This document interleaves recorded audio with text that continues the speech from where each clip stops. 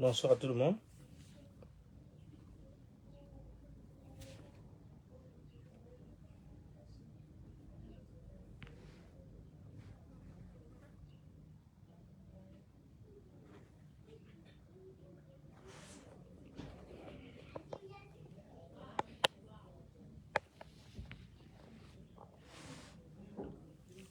Bonsoir à tous. Est-ce que vous pouvez me confirmer que le son est bon, s'il vous plaît? Et aussi si l'image vous convient.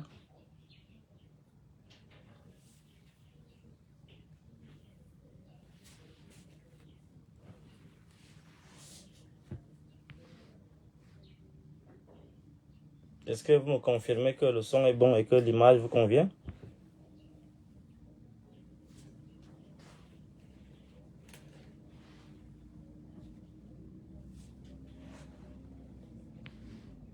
Bonsoir à chacun. Est-ce que vous me confirmez que le son est bon et que l'image est nette?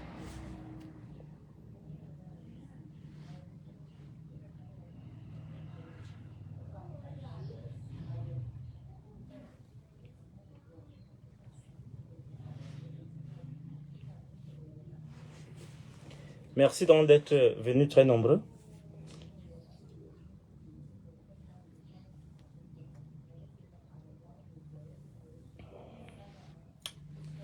Merci donc d'être très nombreux. De plus en plus nombreux. On va attendre que le coron soit atteint. Alors, on me confirme que le son est bon et que l'image est convenable. C'est ça?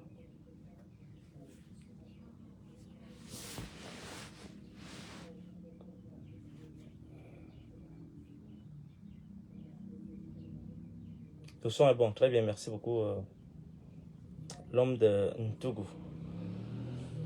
Bonsoir à vous tous qui êtes déjà là nombreux. On va commencer ce direct avec quelques minutes de retard. J'avais de la difficulté à me connecter. Je crois que c'est déjà bon. Nous allons attendre que les gens soient de plus en plus nombreux pour qu'on lance ce direct qui sera composé de deux moments, qui va tourner autour de deux moments.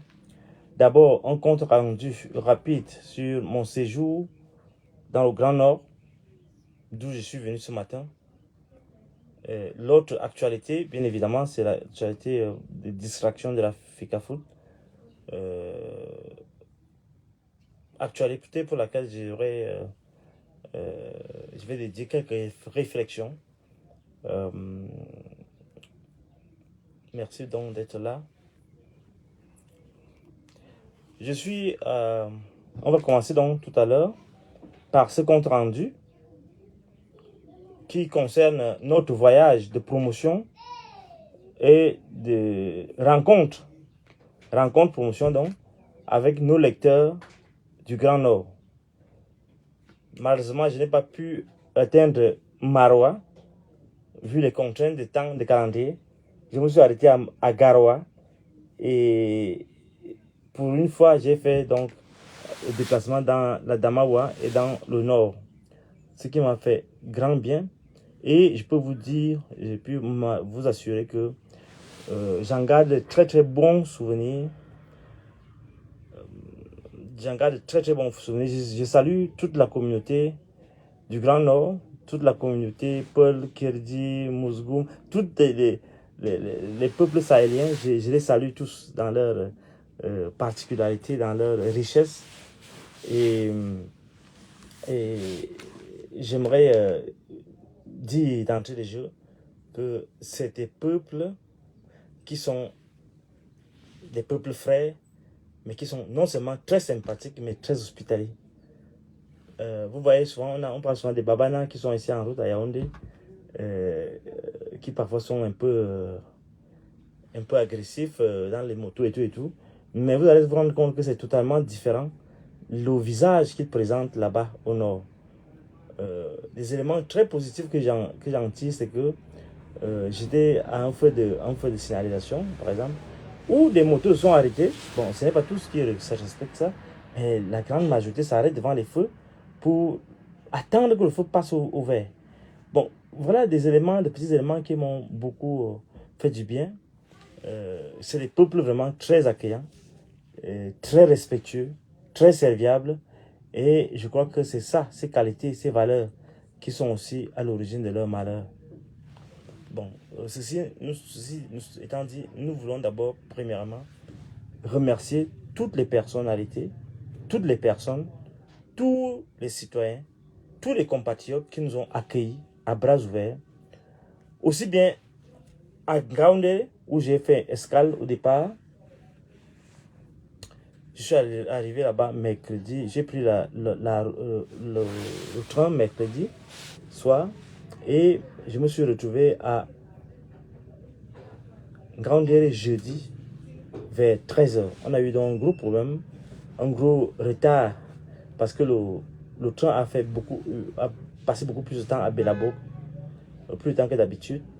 On est allé à plus de 4 heures, je sais pas, près de 4 heures d'attente, ce qui s'est répercuté sur le temps d'arrivée en Ngaoundéré. Et nous sommes arrivés donc vers 13 h. Donc, je vais vous dire vraiment, ce fut très édifiant parce que c'est la première fois que je me rends en Ngaoundéré et j'ai été vraiment séduit par la qualité de l'accueil, par le niveau d'hospitalité, par le niveau de sympathie de ces peuples, quel que soit leur âge, quel que soit leur statut. J'ai eu le privilège de rencontrer les plus hautes autorités administratives, policières, judiciaires, militaires. C'est l'occasion pour moi de dire merci, grand merci à toutes ces autorités, aux plus hautes personnalités de la ville de Garoua, aux plus hautes autorités de la ville de Ngaoundéré.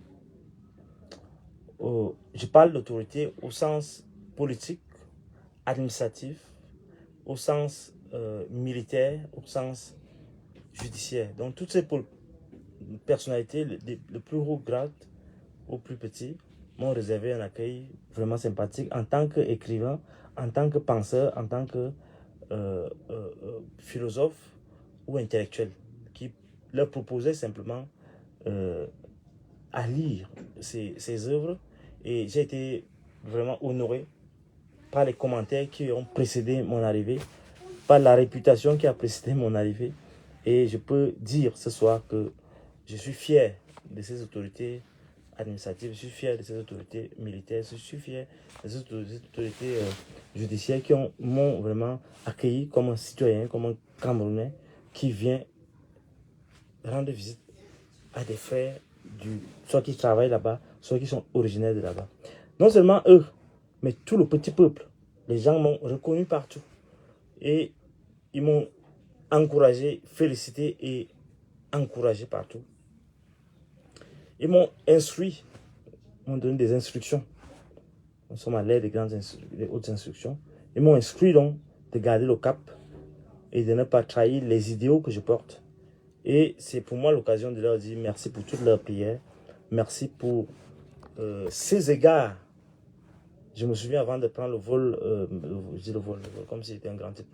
Avant de prendre la route, le train, il faut voir ces gens qui se réclamaient comme étant mes fans, qui m'ont invité à prendre une. Et j'en étais vraiment tout fier avec tout ce que cela comporte, cette générosité, un peuple généreux. Et c'est là aussi la particularité. On dit chez moi, à Kaba Nicolas, c'est-à-dire qu'en donnant, en offrant des cadeaux, on s'attend à un petit retour, ne serait-ce que cette reconnaissance formelle, mais ils sont allés au-delà.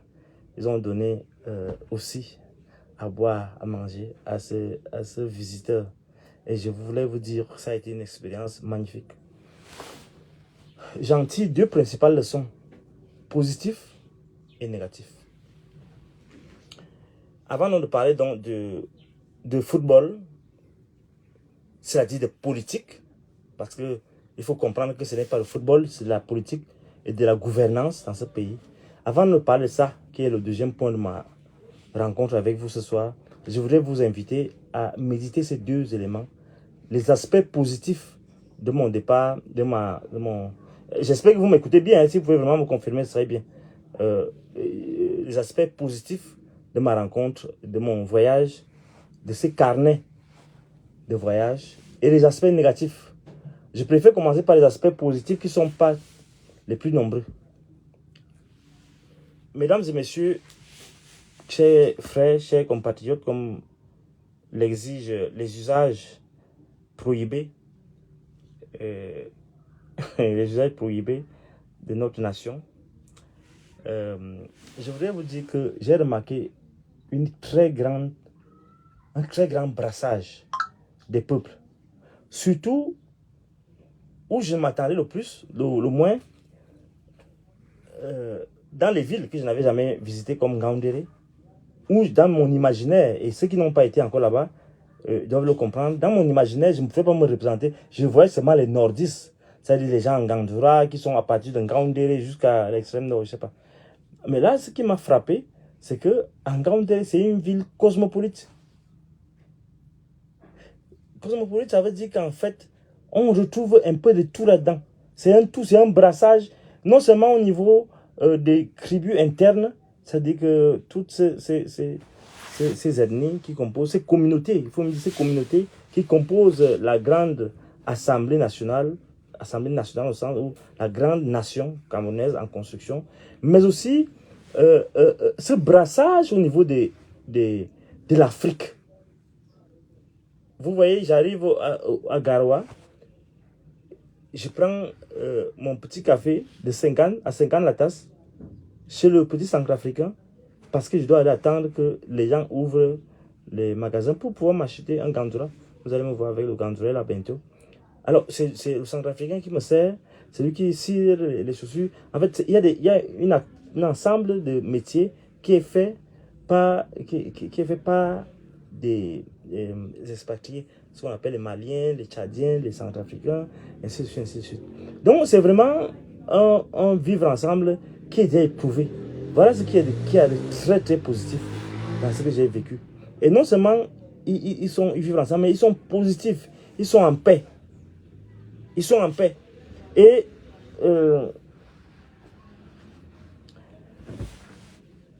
la question de la fraternité s'est posée là. C'est-à-dire que il y a comme une sorte de solidarité même qui cimente l'extrême pauvreté. L'extrême pauvreté. Je peux vous dire que parfois j'ai quand même versé une larme dans mon cœur parce que on doit quand même l'évoquer, la question de la pauvreté. Je vais le dire au deuxième point. Mais j'ai eu l'impression que c'est comme le Grand Nord, c'est comme une femme très amoureuse, mais qui a eu la malchance d'épouser un mari brutal, un mari sauvage, un mari arriéré en épousant le RDPC, en épousant le régime. Je ne le dis pas parce que je suis pas allé faire la politique là-bas. Je le dis parce que j'ai essayé de causer avec les gens. J'ai causé avec le bas peuple, j'ai causé avec les plus hautes autorités, j'ai causé avec tout le monde. Et j'en ai tiré quelques leçons qui méritent d'être partagées. Qui méritent d'être partagées. J'ai parlé de l'intégration africaine, de l'intégration, de la forte communauté, la forte présence des communautés des autres pays que j'ai vu au niveau et des autres régions qui viennent vraiment. Et vous savez que la Ngaoundéré a toujours été comme une ville de grands échanges. Tout petit, on savait que pour se faire de l'argent, on doit amener la banane. On a vu nos grands frères, nos tantes, nos parents amener la banane à partir du Cran jusqu'au nord. À partir du Cran jusqu'en Ngaoundéré. Et nous avons vu là aussi que non seulement les peuples sont brassés au cours des années, mais en plus, il y a eu je ne peux pas dire l'exode, mais oui, une sorte d'exode qui a fait que la communauté, les communautés sont en fait, ne sont pas exclusives. C'est pas comme dans certaines régions où on va dire spécifiquement, voici un quartier tel, voilà un quartier tel. Ça existe, mais l'ensemble des personnes fonctionnent vraiment. Bon, quand on va à Douala, on voit aussi ces regroupements, mais c'est moins, les lignes de fracture sont moins visibles au niveau de Ngaoundéré, par exemple, au niveau de Garoua, ainsi de suite, ainsi de suite. Donc, c'est les choses qui ont frappé, qui nous ont frappé de tout le coup. Mais la deuxième chose qui m'a frappé, et c'est là où on rentre dans le négatif, après avoir vraiment vanté les grandes qualités de ces peuples sahéliens, on a vu quand même quelque chose de particulier, c'est que c'est la misère. La misère était effrayante. La misère se vit comment? La misère se vit d'abord par l'absence d'infrastructures. Garoua est magnifique. Garoua est magnifique. C'est les éléments positifs que j'ai tirés aussi. Mais en dehors de ces éléments, de cette ville, on voit comment les gens vivent. Les gens sont complètement dans le dénuement total. Lorsqu'on prend la route de Ngaoundéré, la route de Ngaoundéré-Garoua, je vous dis, ça fait pitié. On ne s'imagine pas que nous soyons 42 ans, que nous soyons dans une situation où une région comme Ngaoundéré, une région comme Garoua, soit reliée par une route inexistante. Je vous dis qu'il y a des lacs en route. Des lacs, ce n'est même pas des nids de poules, c'est des lacs. Et je comprends pourquoi ces gars ils prennent les avions. Ces gens, ils ont fait le Wassa Wassa là pendant la Coupe d'Afrique, ainsi de suite. Mais vous ne pouvez pas voir ce que ça on me dit c'est depuis des années. Les routes datent de la période d'Aïdjo. En fait, pour être complet, pour être vraiment tout à fait complet dans cette situation-là. Les routes, les gars, la route Maroua, la route Ngaoundéré, Garoua. C'est plus qu'un chemin de croix. Nous avons pris je suis même privilégié de prendre VIP touristique. Nous sommes partis vers, c'est pas 19h, 19h30, 20h. Nous sommes arrivés au petit matin, vers 10h, 9h, 10h. Mais c'est terrible. C'est terrible parce que, vous voyez, il y a des situations où vous venez, vous devez croiser un camion. Mais comme il connaît déjà la route, il connaît déjà les zigzags qu'il y a dans la route, le camion qui a déjà entamé de dévier un lac qui est en route, il vient passer à votre droite. Votre chauffeur, ils se comprennent dans leur langage. Il passe à gauche. Ouais, c'est épouvantable. C'est incompréhensible. Voilà, en fait, l'élite fait tout pour abrutir. Et l'élite s'accommode de cette misère. L'élite s'accommode de cette misère parce que, vous savez, Garoua est l'une des villes les plus chaudes. La région du Nord est l'une des régions les plus chaudes de ce pays. Et je suis en train de vous expliquer comment, jusqu'où les gens sont misérables, jusqu'où les gens sont destinés à la mort. Cette année, d'après les informations que j'ai glanées de part et d'autre, il y a eu plus de 500 morts. En fait, ça, c'est même un chiffre comme ça qu'on donne. Morts de la chaleur. Morts de la chaleur. Je pense à deux exemples. La question de la pauvreté due aux difficultés de cultiver, mais la question aussi de la canicule. C'est-à-dire que les grandes chaleurs qui concernent le nord. Je vous assure, on vous dit que quand il fait chaud, il y a parfois le ventilateur même, il oublie l'autre là parce qu'il va apporter la chaleur. Les gens sont obligés parfois de dormir dans les bureaux. Mais c'est une affaire qui dure. On sait que c'est comme ça, on n'anticipe pas. On ne fait rien. pour protéger les couches défavorisées, pour protéger les plus secourir les plus vulnérables, les couches les plus vulnérables, c'est-à-dire les vieillards, ainsi de suite, ainsi de suite. Les gens meurent comme les mouches quand il y a les canicules, les pics de chaleur. Et c'est terrible. Et les gens voient ça chaque année. On sait déjà que tel nombre de personnes vont mourir, ça leur fait du bien, ça fait des bouches de pauvres en moins. Ça, c'est quelque chose qui m'a choqué et qui continue de me traumatiser. On ne peut pas, hein, on ne peut pas prendre les populations en otage autant. Les gens sont vraiment en otage. L'élite abuse de quelque chose que vous devez comprendre. Et c'est ça que nous vivons aussi un peu chez nous ici. Vous savez que les musulmans Peul, notamment à Idjo, ont asservi des communautés entières. Même chez nous, il y a ça, il y a des moments où les ministres qui sont nommés pour asseoir l'autorité du président de la République convoquent les éléments suivant lesquels non, soit Idjo, on ne respirait pas. Donc vous êtes affranchis.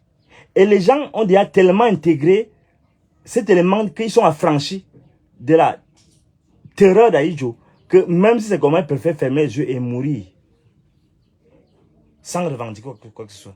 Et les élites profitent de ça pour s'asseoir, pour abuser, pour jouer la vie au détriment de ces populations. Et c'est très frappant. C'est très frappant parce que vous causez avec des gens, c'est là où vous comprenez que non, ils ne sont pas encore arrivés à un niveau de conscience de l'alternative. Ils ne sont pas arrivés à un niveau de conscience que vivre comme citoyen ne se limite pas à bénéficier de l'indifférence du pouvoir, du gouvernant. Par exemple, pour eux, au moins, même comme le pouvoir ne fait rien, au moins, il est indifférent à eux. Il ne va pas les torturer, il ne va pas leur faire ceci ou cela. Et c'est ça qui est le comble, qui est le drame.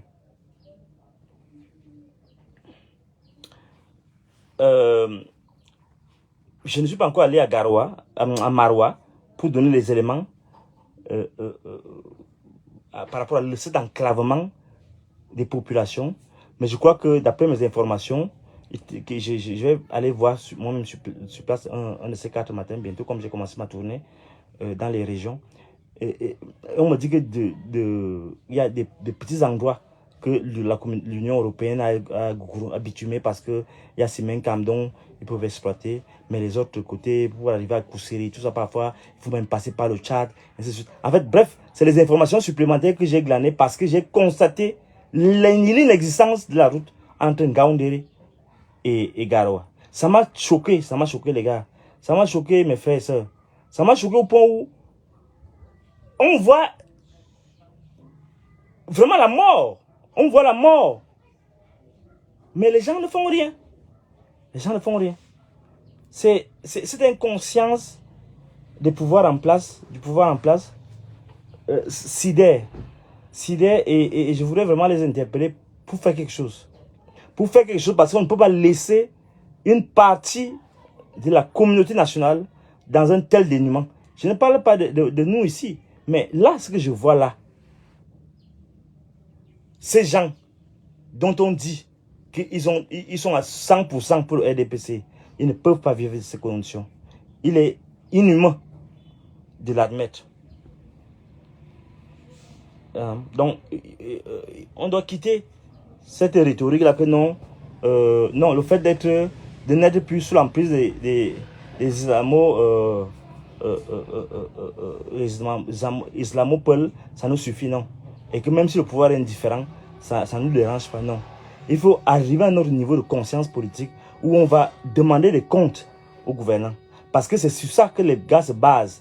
Les gars au pouvoir se basent, les créatures de Biafra se basent pour maintenir le statu quo, pour maintenir la misère et pour s'en inspirer.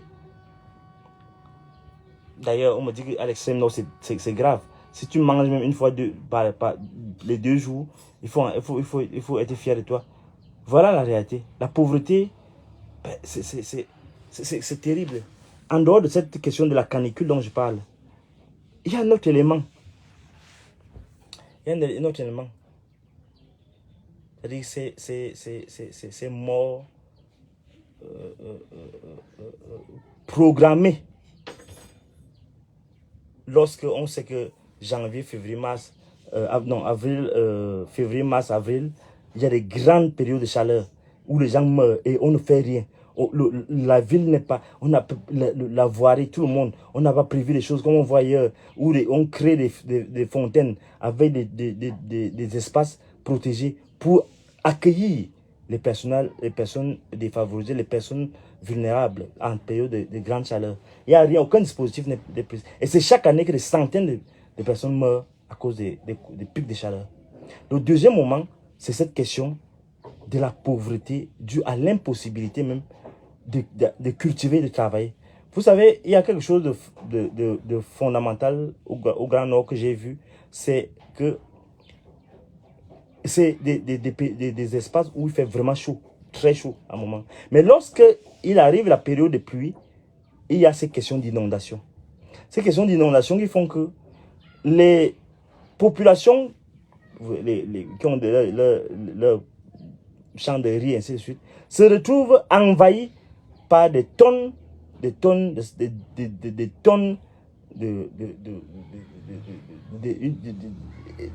une quantité impensable d'eau qui envahissent tout, parfois jusqu'au Niger. Vous savez que si ce ne sont pas les oiseaux granivores, ce sont les éléphants qui détruisent toutes les plantations, sans compter dans les inondations.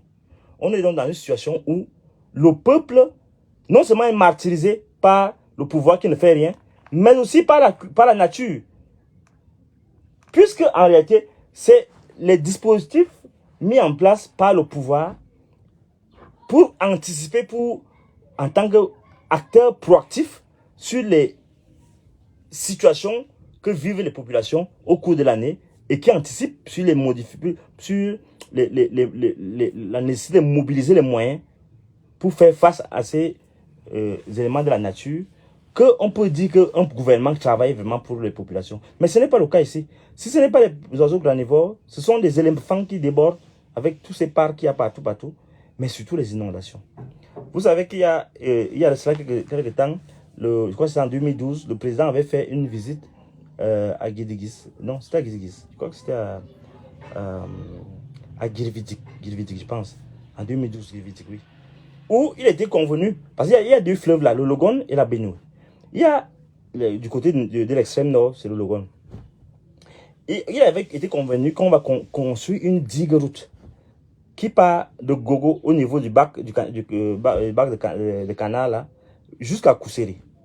Parce que ça va permettre en ce que le Logone soit maintenu et que les gens ne soient pas obligés maintenant d'ouvrir les vannes partout lorsqu'il faut qu'il y ait des inondations et que parfois quand ça arrive au niveau de la Benue, qu'on ouvre les vannes et que l'eau se déverse partout jusqu'au Niger. Donc, Biya avait promis donc cela en 2012, rien n'a été fait. C'est des choses qu'il faut savoir. Et quand c'était lors de sa visite. Parce que le fleuve Logone sort toujours de son lit. Et ça inonde partout, jusqu'au Tchad. Jusque partout. Et ces crues de la Logone, du Logone, c'est le Logone, et de la Benue, ont des effets jusque sur les relations que nous avons même avec nos frères du Nigeria, qui se plaignent chaque fois que le gouvernement ouvre les vannes parce qu'ils n'ont pas réussi à canaliser les eaux. Et les inondations font des dégâts partout, là-bas. On avait un autre projet dont on m'a parlé, c'est le projet des ensablements, le désensablement. Parce que, puisqu'on n'a pas creusé le fleuve pour arriver à dégager toute cette saleté-là, et tout ce sable qui vient s'accumuler au fond du fleuve, on est obligé parfois d'ouvrir les vannes au niveau du barrage pour que toute l'eau là, parce qu'on a peur que le barrage se brise, on est obligé de lever la pression et on est obligé d'ouvrir les vannes. Et ça envahit toutes les régions. Parfois, ça cause pas que parfois, très souvent, c'est des dégâts énormes sur les cultures. Et il est important qu'on rappelle cela aux gouvernants. Nous allons sur le terrain pour voir ces choses-là, pour leur dire non. Regardez, on parlait de la canicule, vous savez déjà que février, mars, avril, il y a des pics de chaleur terribles. Comment ne pas concevoir chaque année, on a les mêmes choses, pourquoi ne pas concevoir même des grands hangars avec clim, où on peut effectivement se retrouver à recevoir les vieillards, les gens les défavorisés, quitte à leur promettre, quitte à leur permettre par la suite de rentrer dans des programmes sociaux, culturels, au niveau même de l'agriculture, et les occuper. Ou du moins les former à d'autres petits, les former à d'autres petits, à d'autres petits métiers. Surtout en fonction de leur, leur âge et de leur on me perturbe là. Pour les remettre au travail. Non, mais le problème c'est quoi? C'est que cette misère, cette souffrance arrange l'élite. Arrange l'élite qui s'appuie sur la vulnérabilité des couches populaires pour pouvoir glaner donc un ensemble de points à faire valoir donc au niveau de la hiérarchie de leur parti, la hiérarchie administrative. Parce que lorsqu'ils arrivent là avec les petits 500 000, à leurs petits les bœufs et tout ça, les pagnes et ainsi de suite, les gens, comme ils sont tellement paupérisés, ils trouvent donc en cela une sorte d'exutoire et ils croient donc en réalité qu'ils sont des sauveurs. Ça arrange donc les populations. En 2018, à l'élection présidentielle, l'élite politico-administrative avait failli et toutes les populations les détestent déjà. Là, je peux vous confirmer que j'ai quand même causé avec beaucoup de gens. Les gens sont déçus, tellement déçus que en 2018, ils ont dû passer par l'élite intellectuelle parce qu'on se dit, bon, les intellectuels, les universités, bon, ils ne sont pas trop mouillés dans ça. Donc, c'est eux qu'on a dû mobiliser pour faire prévaloir cela. Et eux aussi, avec ces petites prébendes qu'ils ont reçues, ainsi de suite, sont obligés de s'arranger et de s'aligner derrière le pouvoir sans véritablement défendre la cause des plus défavorisés. Donc voilà, c'est donc ça. C'est cette criminalité politique donc, qui fait obstacle à ce que les gens puissent voir le bout du tunnel. Et c'est ça qu'il faut dénoncer. Parce que vous êtes une élite de Garoua. Et vous ne pouvez pas faire pression pour que, ou bien les deux, vous ne pouvez pas faire pression pour que les gens arrivent à véritablement développer les infrastructures. On vient de parler de la digue route là. Comment ne pas donc faire pression pour que, puisque c'est quelque chose qui va permettre un grand développement dans la localité, pourquoi ne pas donc faire pression pour que cela se réalise? D'autant plus que ce fut une promesse du chef de l'État. Si tout cela est vrai, et je crois que ça l'est, il est important qu'on puisse donc regarder ça d'un autre œil. Donc, je me suis senti un peu gêné, je me suis senti un peu touché par tout cela.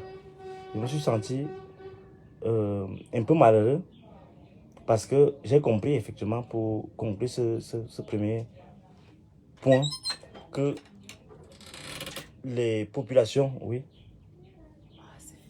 Vous voulez quoi? Venez prendre vos choses. Ok. Excusez-moi. Donc, ce sont ces éléments donc, que je voulais, sur lesquels je voulais donc attirer votre attention. Dans l'ensemble, donc, j'ai bien voyagé. L'Ukraine, bon, l'Ukraine, je ne sais pas si c'est Camaraï ou c'est quoi. Je crois qu'ils ont des sous-traitants. Je ne peux pas parler de cet aspect-là aussi. Je crois qu'on a un vrai problème. Je viens de critiquer le gouvernement pour ses manquements. Je crois qu'il est question aussi qu'on dise que l'un des problèmes que nous avons dans ce pays, c'est la privatisation de notre souveraineté aux multinationales, notamment au néocolonialisme français. Parce que quand vous voyez la façon dont Camrail gère notre train, non, ça c'est... J'ai eu le privilège d'avoir des trains lits. par les wagons-lits. Ben je crois que, et c'est épouvantable, je ne peux même pas vous parler des autres, parce que je suis passé quand même dans les autres wagons. Les gens sont traités comme des animaux. Même déjà nous qui sommes supposés être des privilégiés, si vous voyez le niveau des infrastructures, aucun contrôle. Oh, excusez, hein, c'est Isaac qui passe. Aucune rénovation. Les mêmes trains de la période allemande, je ne sais même pas si c'est la période allemande, je ne sais pas quoi. C'est les mêmes wagons que nous avons là. Tout est complètement... C'est-à-dire qu'on entretient un minimum juste pour avoir un peu de lumière, un peu de machin, pour se faire de l'argent. C'est terrible, hein? C'est terrible. C'est terrible. Aucune action d'envergure pour vraiment mettre les trains, le chemin de fer, je ne peux pas dire dans les normes internationales. Non. Dans les petites conditions qu'on dirait quand même que c'est passable pour les nègres. Ça m'a choqué. Bon, le seul truc que j'ai vu qui était bien dans le train là, c'est que les draps étaient propres, blancs, propres. Là où j'ai dormi, aller-retour, c'était propre. Le seul truc, c'est que les hôtesses sont sympas. Sont sympas et servent bien. Mais il faut voir la nourriture. Je ne sais pas comment ils font. Il faut voir ces éléments-là qui devraient être... Comme on dit que c'est pour les moutons, certainement, on les sert. Ça n'a même pas de goût d'abord. Mais c'est 3500 plats. Un plat, c'est quoi?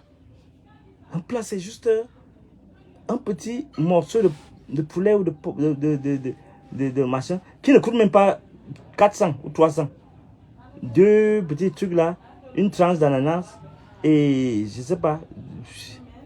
Vraiment, au total, si ça coûte beaucoup, les gars, le prix d'achat, ça doit être peut-être 700 ou 800. Mais ces gars vous vendent le plat à 3500. J'ai fait l'expérience avec mon fils. J'ai demandé au monsieur que, donc, comme j'avais déjà pris le plat de déjeuner, et bon, il fallait que j'ai un petit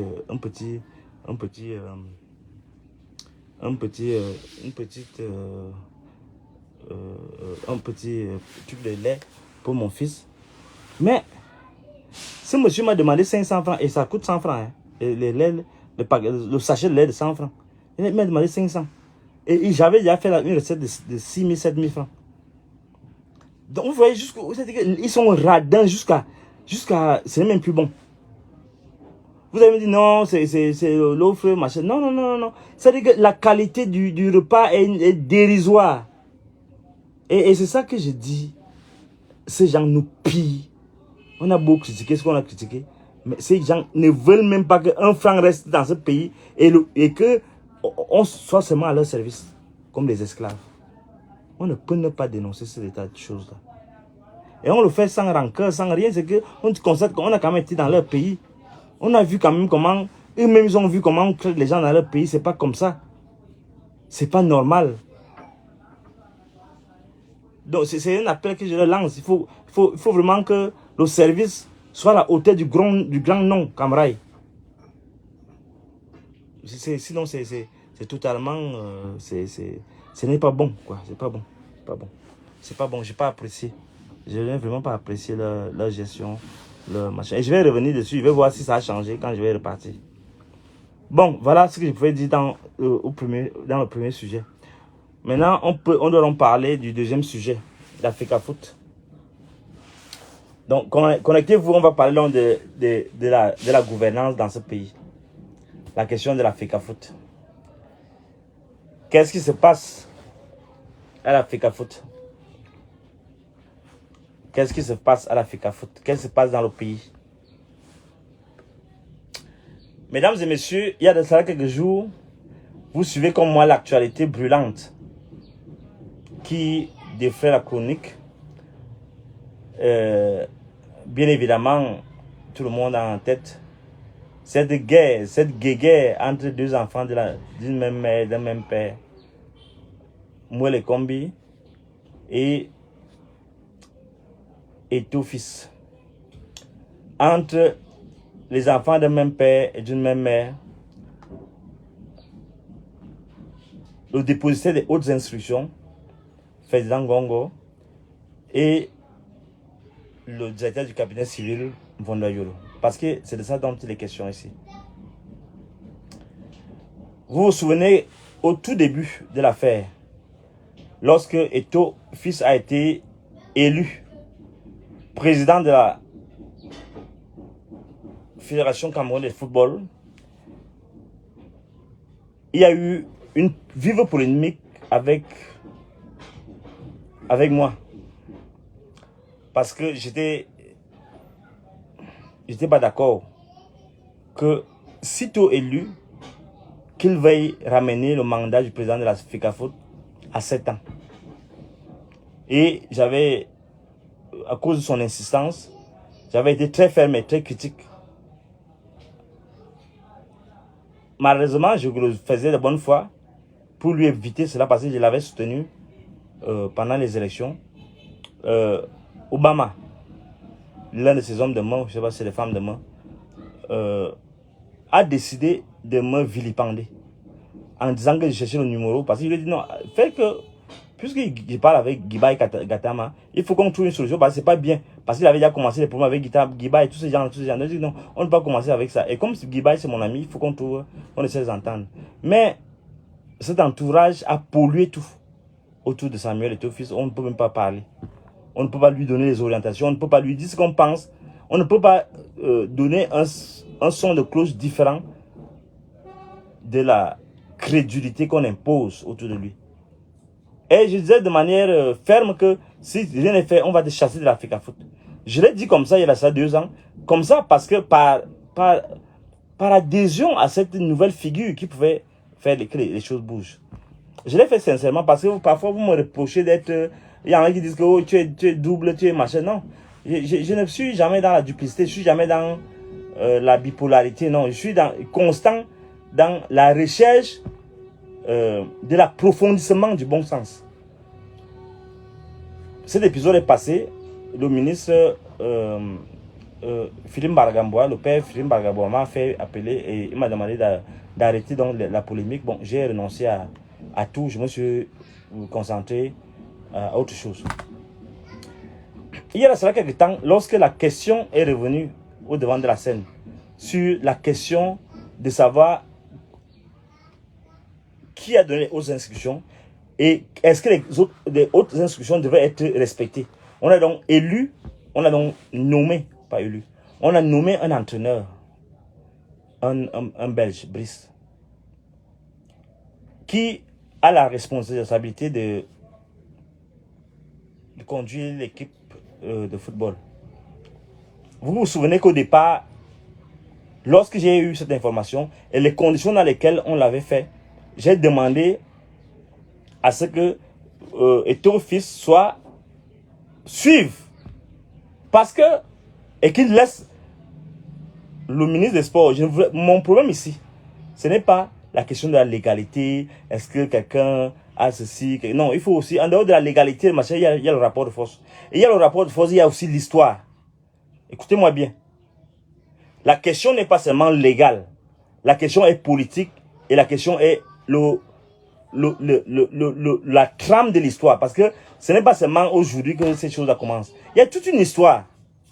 Je vais vous parler tout à l'heure de l'affaire avec Obama, Ernest Obama, qui m'a vilipendé parce que j'ai voulu lui dire donc. Parce qu'autour d'Eto'o, il y a donc cette question fondamentale que il est Dieu et on ne peut pas critiquer Dieu. Alors pour moi, je ne suis pas d'accord avec ça parce que je suis l'émanation du principe de la contradiction. Donc, lorsque le ministère d'un nomme, bon, Eto'o a été soit consulté ou pas, j'ai jugé que non. Au moins, ça va résoudre un problème. Eto'o n'aura pas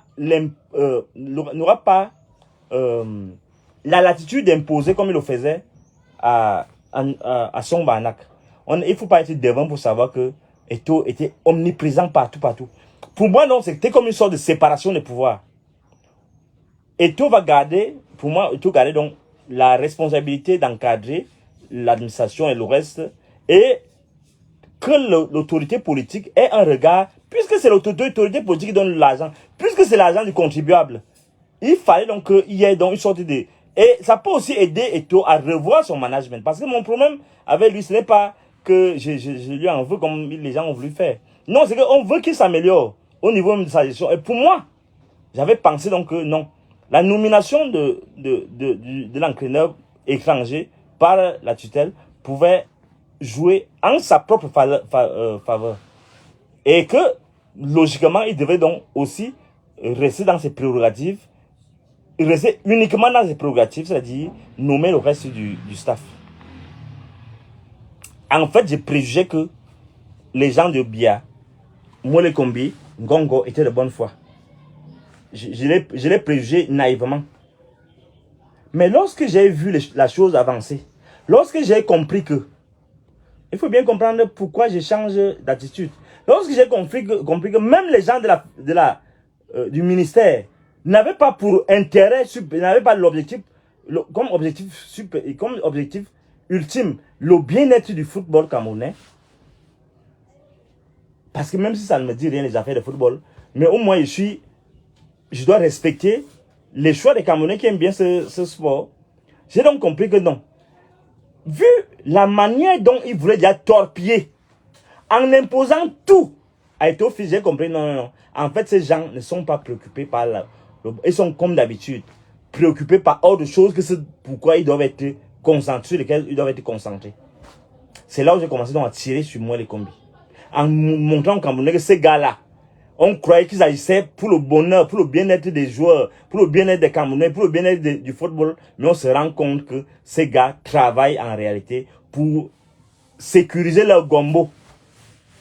Ce n'est même pas question, je vous rappelle, ce n'est pas une question même de légalité. C'est une question de bon sens. C'est une question même morale. Vous ne pouvez pas avoir un président de la Fédération camerounaise de football qui soit président élu et qui soit mis au chômage. Parce que ce que ça veut dire? Ça veut dire que on nomme tout le monde à l'Africa Foot au niveau de la gestion des équipes et on demande à Eto'o d'aller là-bas s'asseoir dans son bureau et d'attendre que s'il y a une facture, s'il y a un document qu'on veut, on vient seulement prendre chez lui. C'est ce que ça veut dire. Et c'est même pas seulement illégal, c'est même immoral. Et on comprend donc que ce sont des satanistes, ces gens, les Mole Kombi, tous ces gens qui sont en train d'imposer ces choses-là. Ce n'est même pas les instructions du chef de l'État, parce que le bon sens dit que ça ne peut pas être possible. Donc, lorsque je me rends compte que moi, j'étais content que Mole Kombi impose l'entraîneur à Eto'o, parce que là, au moins, il va calmer ses ardeurs et ça va lui permettre de bien comprendre que non, il ne peut pas tout faire en même temps, il doit se concentrer à l'essentiel. Je ne veux pas parler des autres choses, l'opacité dans la gestion, je n'ai pas cherché à savoir ça. Ce qui me préoccupait, c'est qu'il améliore son management, le management des équipes, et qu'il soit un peu plus humble. Et c'est ça que je lui reprochais au départ, il y a 2 ans. Et je me disais que non, Dieu m'a voulu que Ngongo, par haute instruction, impose cet entraîneur. Et qui s'arrête là. Mais lorsqu'il rentre, le coordinateur général des équipes, ou bien le coordinateur national des équipes, il nomme. En fait, on se rend compte que ce n'est même pas, s'il vous plaît, venez prendre le téléphone si. Venez prendre le téléphone si. On se rend compte que ce n'est donc pas l'intérêt du football qui les intéresse. C'est les prébandes. C'est l'argent du football. C'est l'argent des contrats. C'est tout ça qui préoccupe ces gars-là. Les Mole Kombi, les Ngongo, tous ces gens-là. Et pareil pour l'autre équipe. Lorsque les gars discutent, le poste, on dit bien c'est un poste juteux. Angba et Banglok. Les gars, c'est le poste là qui quelqu'un peut tuer l'autre. Et vous voyez bien que Banglok là, lui, peut même mourir, que quelqu'un lui dise que ce n'est pas toi. Et Angba aussi, lui, se bat aussi pour que ce soit lui. Donc parce que tout l'argent tourne autour de la question de l'argent, les gars. Ces gars, rien ne les intéresse plus que l'argent. Rien. Donc ce n'est même pas une affaire que les gars se soucient que non, l'équipe va être machin. Et c'est là où on comprend aussi l'attitude de notre entraîneur, le nouvel entraîneur. Vous croyez qu'un blanc normal peut venir se chamailler. Vous avez déjà vu un blanc normal se chamailler. Les blancs normaux, ils ne sont pas légers comme ça. Ils commencent à se chamailler comme une femme. Tu as été entraîné seulement 3 semaines. Tu parles comme ça, pourquoi? Parce que tu es un pauvre type. Un vrai entraîneur ne peut pas parler comme ça. Moi, je connais les Belges. J'ai été chez eux pendant au moins 6 ans. Oui, je les connais très bien. Ils ne peuvent pas se comporter comme ça. Un Belge a un très grand sens du respect. Surtout de l'étranger, surtout. Ben, je n'ai jamais vu, moi, je n'ai jamais été victime d'un acte vraiment raciste. Même dans les petites manufactures, on partait souvent travailler après nos recherches, et ainsi de suite. Non. Le Belge est foncièrement respectueux de l'autre, de l'autre. Mais un Belge qui vient là, elle a fait même il frise un raciste. Il vient dire, il vient parler, se chamailler avec. Tu viens te chamailler. Pourquoi tu viens te chamailler? Parce que pour toi, c'est une affaire de vie ou de mort. S'il avait un peu de hauteur, il allait démissionner. Si vous dites, arrangez d'abord vos affaires, je vais donc démissionner. C'est là où on comprend donc que ce gouvernement, c'est l'instrumentalisation. Aux dernières nouvelles, on me dit que on a ordonné, je crois que c'est on m'a parlé du directeur de la CEMIL qui aurait ordonné. Je ne sais pas si c'est vous ou c'est frère, je dois encore vérifier ces informations-là parce que je dois appeler pour savoir si c'est vrai. Si c'est vrai, ça n'a aucun sens pour moi. Mais je comprends. Je comprends. Donc, si ça arrive à ce niveau-là, si cette information-là est vraie, ça veut dire que, et ce n'est pas moi qui le dis, ça veut dire que les gars sont en train de se positionner pour que chacun soit dans un camp. Mais autant mieux donc dire au président de se mettre de côté et de prendre directement les décisions. Au lieu de l'utiliser, celui qui dit que non, j'ai les autres instructions. L'autre dit que non, j'ai les autres instructions. Pourquoi ça? À quoi tout cela rime-t-il? Non, si vous savez que vous êtes dans une position de force, si les gens savent qu'ils ont déjà la signature, ben alors ils prennent une fois le pouvoir. Vous ne vous perdez pas le temps. Parce que ce qui se passe, ce n'est pas le football, on ne parle pas du football. Parce que vous voulez dissimuler toutes ces théories qui sont au nord et au sud-ouest, à répétition, l'incurie, l'incapacité d'un pouvoir à gérer une petite crise identitaire, culturelle et politique. Sous le prétexte de vouloir démontrer la force, moi, les combis et son gang veulent imposer même par tous les moyens maintenant que les choses soient faites uniquement suivant les instructions, les hautes instructions prévaricatrices dont nous avons l'habitude. Et c'est ça qui pose problème. Et je comprends aussi l'attitude des autres. Bon, d'ailleurs, les autres qui se sont déjà fait marcher dessus dans l'affaire Amougou-Beninga. Ce sont les hautes instructions qui ont emprisonné Amougou-Beninga. Maintenant, ils se réveillent et disent que non, c'est plus possible. On ne va plus laisser les nôtres se faire lyncher à cause des fausses hautes instructions. Alors, je ne veux pas que l'armée, les hommes atténués, je l'ai dit il y a quelques jours à Galax et toi, qu'on sait comment les gens fonctionnent ici. On sait qu'on va commencer à dire là que non, que la gendarmerie intervient. Et le même soir, même ça a commencé. On m'a dit qu'ils ont commencé à la gendarmerie s'est déployée, ainsi de suite, ainsi de suite. Non. J'ai vu des situations au Sénégal où les gens étaient dans pleine guerre. Et l'armée restait là parce qu'ils savaient qu'un jour ou l'autre, ils vont trouver une solution politique. Soit vous intervenez, je répète, vous savez quand moi je parle mes choses, je ne suis pas là. Soit vous intervenez, vous prenez le pouvoir, soit vous ne rentrez pas dans ce petit jeu-là que l'armée qui est haute, la plus haute institution sur laquelle on compte, elle va rentrer. Il faut que vous compreniez ça très bien. Je suis pas en train de blaguer. Je vous le dis, il faut que je soulève le chapeau pour que vous compreniez bien ce que je suis en train de dire. Donc, on ne veut pas voir l'armée dans les petits coups bas, dans les micmacs. On ne veut pas voir, je répète, je ne veux pas voir l'armée parce que nous sommes en train de défendre le drapeau, nous les penseurs, nous les philosophes. L'armée défend aussi le drapeau, les administrateurs. Et je le disais à un très haut administrateur hier, en journée. Un très haut administrateur, les gens de Biara, qui sont en direct à Biara. Il ne veut pas donner le nom. Je lui disais non, vous avez contribué à ce que ce pays soit stabilisé. Mais il faut que vous compreniez que chacun doit faire son travail jusqu'au bout. Il n'est pas question que vous interdiez aux autres de faire ce qu'ils ont à faire. Moi, par exemple, de penser, de vous dire ce que je pense. Si les autres ont démissionné, les gens vont quand même s'inspirer de moi. Il n'est pas question donc que l'armée rentre dans les jeux. Elle n'est pas une armée de petits micmacs.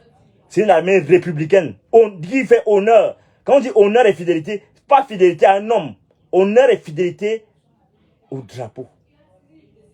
Parce que l'homme c'est rien, le président c'est rien. C'est-à-dire à la grandeur nationale. Donc les informations que nous avons, on est en train de les vérifier encore. Si c'est le cas, je vous dis ce soir que ne déshonorez pas l'armée. L'armée c'est une institution haute. Peut-être même c'est le dernier rempart. Après tous ces misères, ces misérables administrateurs, ce qu'ils font dans les bureaux là, occupés seulement à piller, occupés à forniquer, occupés ils ont dit quoi? Pendant la canne là, ils disaient quoi? La femme là venait vendre quoi? Vous pouvez me rappeler ce qu'elle venait vendre ici? Le bois bandé, voilà, je me suis souvenu. Voilà, les gens qui sont occupés à venir vendre le bois bandé. Et vous allez vous allier derrière les gens qui viennent vendre, qui invitent les gens spécialement, les prostituées d'Europe, pour venir vendre le bois bandé. Et vous allez prendre position derrière l'un de ces camps. Non. L'armée doit rester dans la dignité, dans la hauteur qui sied à sa stature. Et je le répète, ça c'est moi qui le dis, qui assume.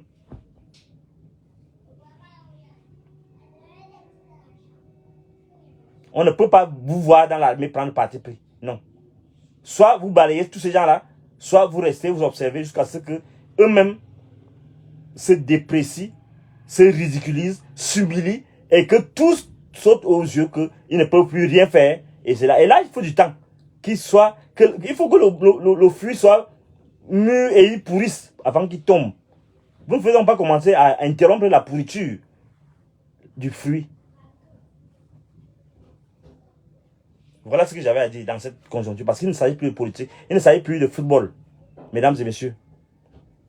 Il ne s'agit plus de football. Il s'agit maintenant de la gouvernance. Il s'agit des gens qui se positionnent déjà pour prendre le pouvoir. Et dans ces positionnements, nous sommes républicains. Soit les gens sont fatigués de tout cela, de cette humiliation. Parce que voilà un pays qui est humilié. Parce que le président est absent. On vous parle de télévision. Même le président Eto, président de la Fégas Foot, président d'une association, lui dit qu'il a les hautes instructions. Et l'autre se passe là-bas, il dit que non, j'ai les hautes instructions. Et tous ces gens-là discutent quoi? Ils discutent l'argent. Ou bien c'est 10 milliards, je sais combien de milliards. Ils n'ont pas encore fini de voler, de manger ce qu'ils ont volé depuis des années sur la canne, sur le Covid, sur toutes ces choses. Maintenant, ils sont encore occupés à vouloir les petits 10 milliards, 11 milliards, je ne sais pas combien de milliards, bien 15 milliards, que Eto lui aussi essaie de gérer. Maintenant, tous leurs yeux sont là-bas. C'est quoi? C'est quel pays ça?